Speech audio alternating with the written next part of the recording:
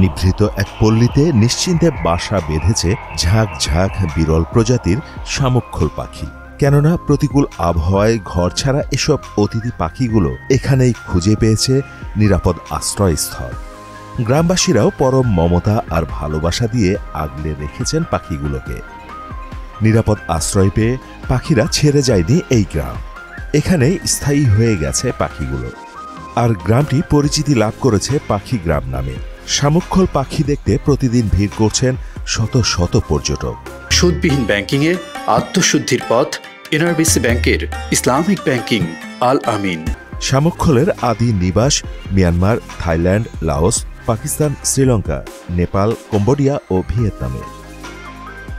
চলনবিল অধ্যুষিত নাটোরের গুরুদাসপুর উপজেলা থেকে প্রায় ৩ কিলোমিটার দূরে শাহপুর গ্রাম।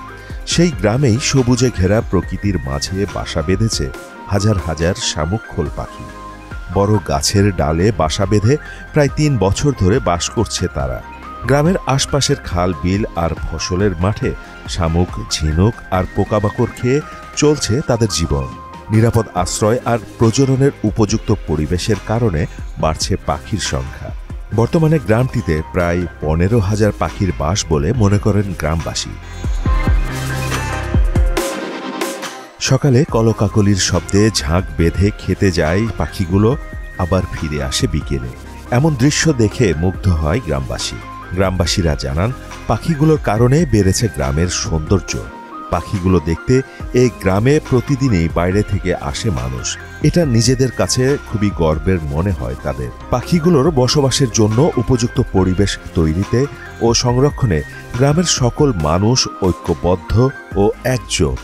অতিথি পাখিগুলো আজকে ৮-১০ বছর হলে আসতেছে। আমরা সবাই সার্বিক গ্রামের সবাই সহযোগিতা করি এই পাখিগুলোকে কোনো অত্যাচার না করে সুন্দরভাবে থাকার জন্য পরিবেশ সৃষ্টি করতেছি।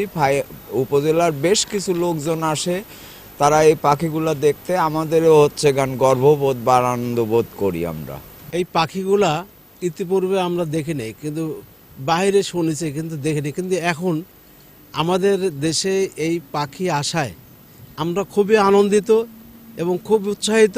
এই পাখির বিষয়ে সবকিছু সংরক্ষণ করার মধ্যে আমার এলাকার সবাই একজোট।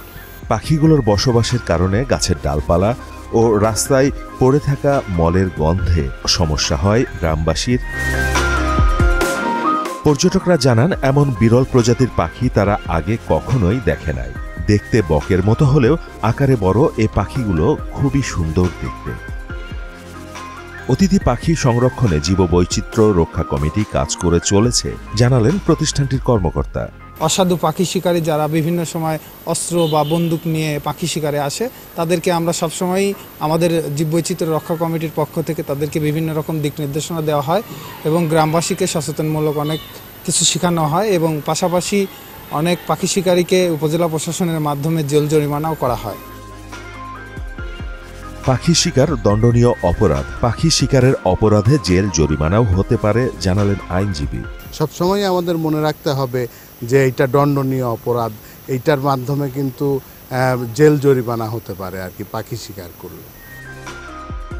যুগ যুগ ধরে শাহপুর গ্রাম শামুকখোল পাখিদের জন্য নিরাপদ আশ্রয়স্থল হবে, এমনটাই আশা করেন এলাকাবাসী।